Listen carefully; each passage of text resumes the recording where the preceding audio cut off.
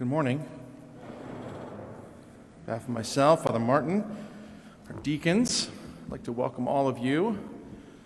Particularly want to welcome our guests, whether you're here in person or live streaming or in the parking lot. It's blessed to see more faces that I haven't seen in a while, or maybe through the drive-thru at least. More people coming inside. I just got back from a little vacation. I flew out last Sunday and went to Arizona. It's my annual trip to visit my best friend, his wife, and his children. They've conceived a child since my last visit, so they have a 4-year-old, Moira, 2-year-old Devin, and then a baby in utero yet to be named. So yeah, I had a great week. It was pretty low-key. Nothing really overly crazy planned. Like, the point is just to spend time together. So had a lot of time playing with the kids, reading little kid books, brushing up on how to read books to little kiddos. Yeah, and just had some good time together.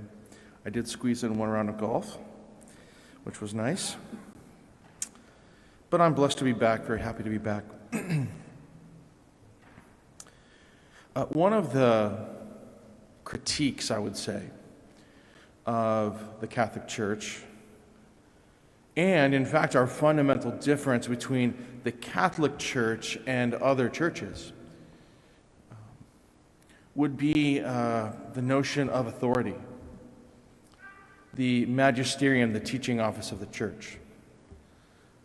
Now, handed on to us and given to us, beginning in the Old Testament covenants, and some of which are kind of referenced in our first reading from Jeremiah, were these covenants, and partly in these covenants established like the notion of giving sacrifice to God,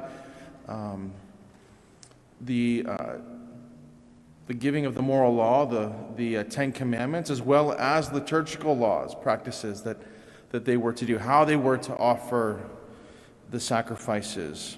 And then some other things maybe that aren't as relevant today, like circumcision and things. But, there were these things established in the Old Testament that had to do with the people's relationship with God. And just like today, there is this kind of conflicts with these rules, with these laws that God gives us. Because as a rule, pun intended, like, we want to do what we want to do. We want to do what we want to do. Adam and Eve have done that, and all of us since then have had that interior kind of desire of concupiscence, fallen human desire to do what we want, to not want to follow the rules, to not want to jump through hoops and to do this and to do that, or to not do this and to not do that. And so it's important for us as Catholics to have an understanding of these rules. Now, going to this idea of children books, because in kids' books, they can often take something very ordinary and then put a story to it. And when I was gone, there was a pretty big windstorm.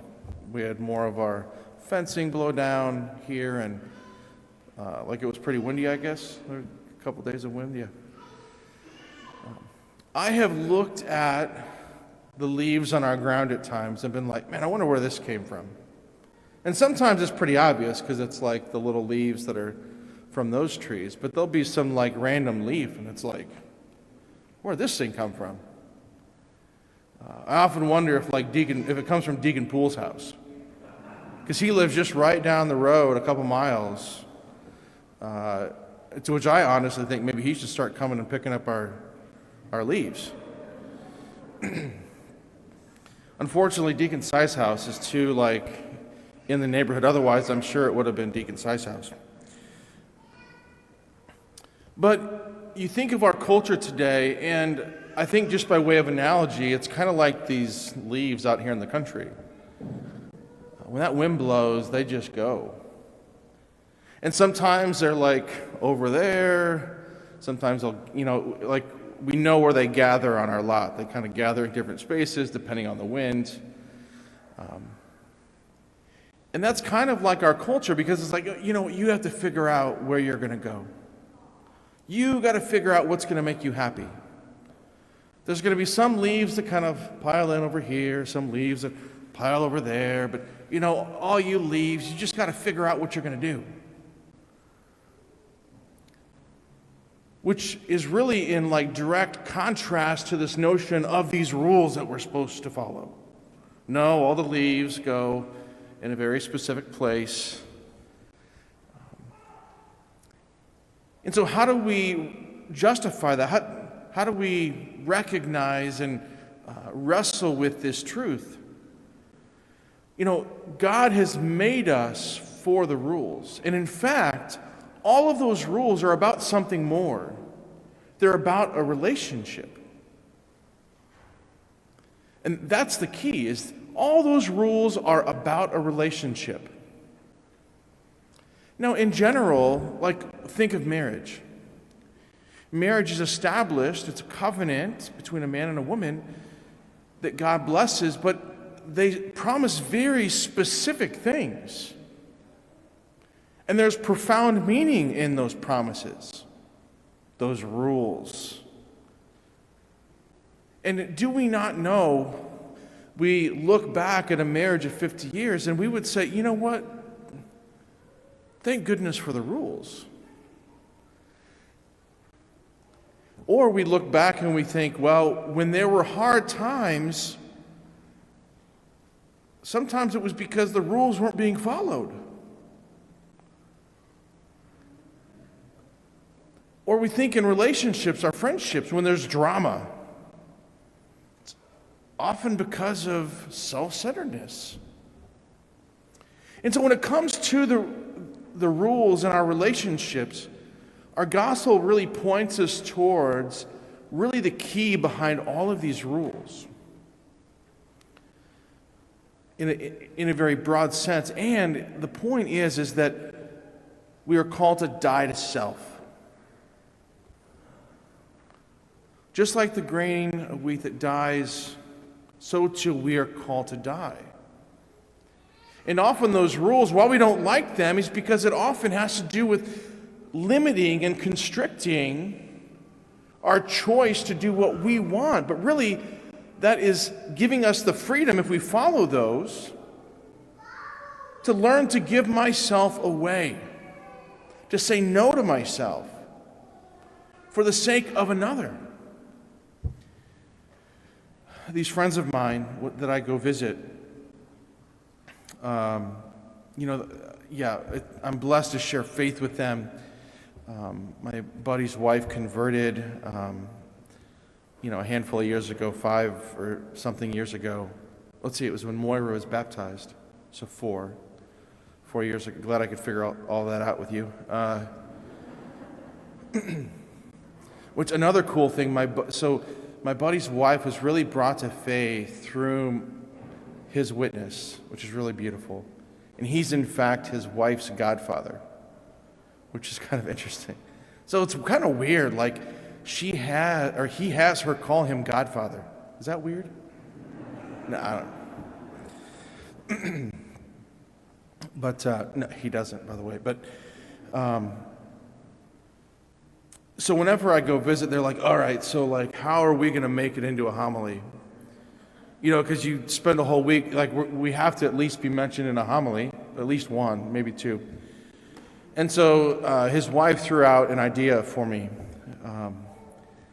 And so I kind of mentioned what the readings were, and she's like, oh, well, you came and lived with this family and watched themselves die on the cross every day for each other.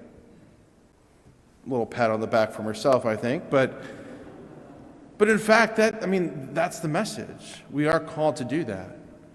In our vocations, in family life, in single life, in priesthood, all of it is called to look the same, in that we're called to this, the crucifix.